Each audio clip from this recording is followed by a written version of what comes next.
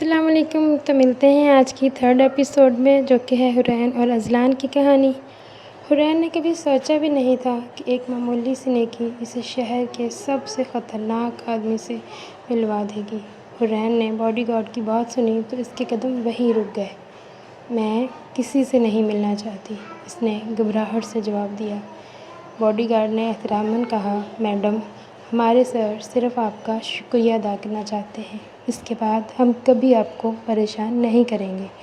حورین نے چند لمحے سوچا اور اس کے بعد وہ خاموشی سے آ کے گاڑی میں بیٹھ گئی۔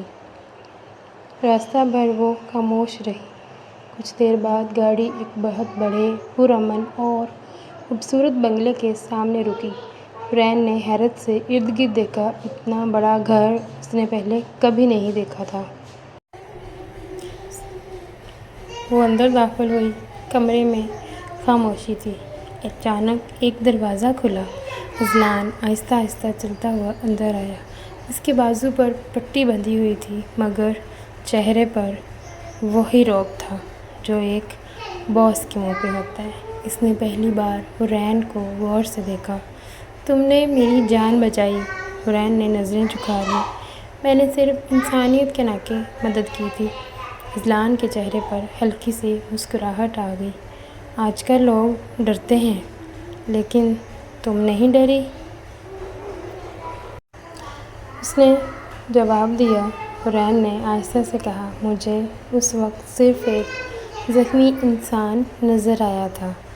یہ جواب سن کر اذلان چند لمحے خاموش رہا۔ کمرے میں خاموشی تھی کہ اچانک ایک باڈی گارڈ تیزی سے اندر آیا۔ سر، دشمنوں نے ہمارے ایک گودام پر حملہ کر دیا ہے۔ کمرے کا ماحول ایک دم بدل گیا۔ اذلان کا چہرہ سخت ہو گیا۔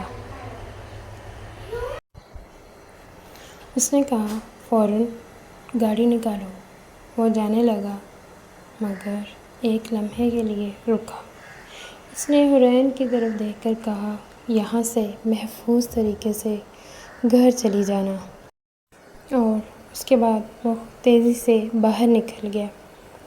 حورین ابھی تک سمجھ نہیں پا رہی تھی، آخر یہ شخص حقیقت میں ہے کون؟ تبھی اسی لمحے حورین کی نظر ٹی وی پر پڑی۔ بریکنگ نیوز چل رہی تھی۔ شہر کے مشہور بزنس مین اذلان شاہ پر ایک بار پھر قاتلانہ حملہ۔ حورین کے ہاتھ سے یہ سنتے ہی پانی کا گلاس چھوٹ گیا۔ کیا حورین کو معلوم ہو جائے گا کہ اذلان صرف ایک بزنس مین نہیں، شہر کا سب سے خطرناک مافیا باس ہے؟ جاننے کے لیے اگلی قسط ضرور دیکھیں۔